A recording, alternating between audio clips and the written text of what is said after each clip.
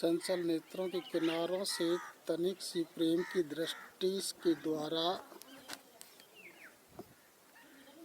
हम सभी के मन को हर लिया। उनकी प्रेम प्रीति को हम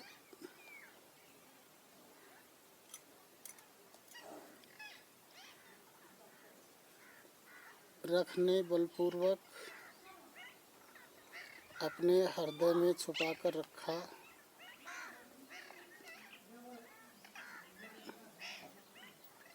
था, लेकिन श्री कृष्ण सभी बंधनों को तोड़कर तथा प्रेम का त्याग कर यहाँ से दूर चले गए हैं। लेकिन जाते समय वे अपनी हंसी भेंट स्वरूप दे गए थे। गोपियाँ कहती हैं कि जब वह रात के बीच जाने पर चौंक कर जाग उठी, तब उन्हें सुबह एक भ्रमर मिल गया। उसे देखकर जान पड़ता था कि वह श्री कृष्ण का भेजा हुआ कोई दूत हो, जिसे उन्होंने गोपियों के पास भेजा है। सूरदास कहते, गोपियाँ श्री कृष्ण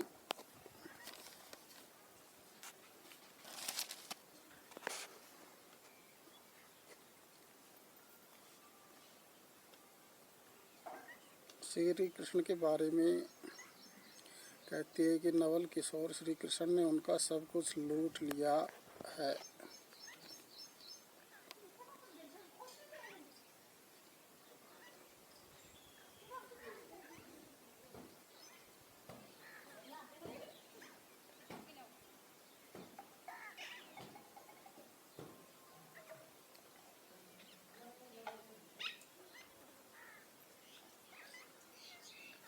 फिर उन्होंने हमारे पास उस दूत को क्यों भेजा? विशेष का पहला बिंदु, गोपियाँ उद्धव को श्री कृष्ण के बारे में उलाहना देती है। नंबर 2, माधुर्य का गुण प्रयुक्त हुआ है।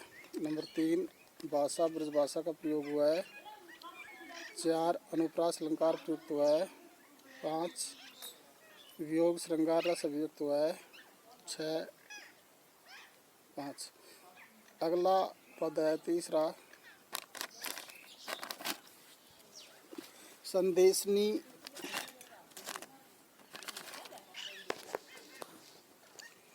मधुवन कूप भरे, आपने तो पटवत नहीं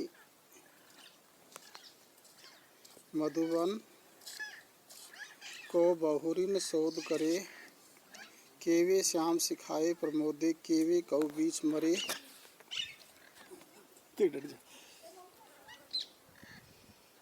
कागद गरे मेघ मसी खुट्टी, सर दव लागी जरे, सेवक सूर लिखन को आंदो, पलक कपाट अरे।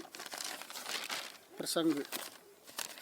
प्रस्तुत पद हमारी पाठ्यपुस्तक क्षितिज में संकलित कवि सूरदास द्वारा रचित सूर सागर से अवतरित है।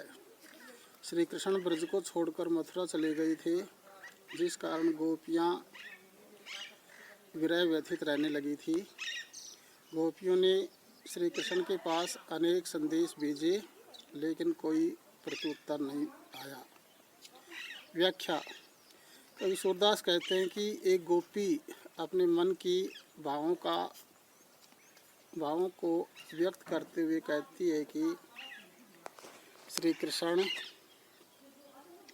को उन्होंने जाने कितने संदेश भेजे, उनके द्वारा भेजे गए संदेशों से मथुरा के कुएं भर गए होंगे, किंतु आज तक उनका कोई उत्तर नहीं आया और न ही हमारे द्वारा भेजे गए संदेशों को लौटाया। हमने मथुरा के लिए जितने भी पथिकों को भेजा, उन सभी में से कोई लौटकर हमारे पास नहीं आया। लगता है श्री कृष्ण ने उन्हें समझा दिया है, इस कारण वे अब सूचना कैसे दे।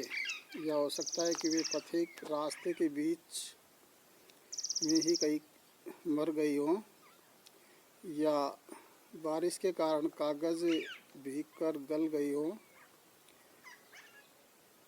अथवा स्याही नष्ट हो गई हो, या सरकंडे जिनका उपयोग लिखने के लिए किया जाता था वे सभी दावानल में जलकर राख बन गए हैं।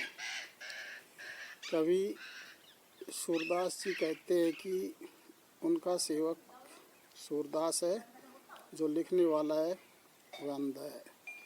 उनके नेत्र रूपी पलक की वाड़ पूरी तरह से बंद हो गई है, वह प्रभु को कैसे लिख सकता है। विशेष गोपियों की विरहावस्था का चित्रण हुआ है, नंबर 1। नंबर 2 माधुर्य का गुण अभिव्यक्त हुआ है। नंबर 3 अनुप्रास व संदेह अलंकार प्रयुक्त हुए हैं। नंबर 4 ब्रजभाषा का प्रयोग हुआ है। नंबर 5 वियोग श्रृंगार रस अभिव्यक्त हुआ है।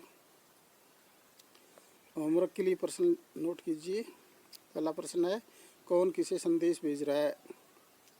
दूसरा है, मथुरा की कुएं किस चीज़ से भर गए थे। तीसरा है, श्री कृष्ण कहाँ चले गए थे। चौथा है, कागज और सरकंडे के बारे में क्या कहा गया है। पांचवा है, गोपियों ने किसके माध्यम से संदेश भेजा था।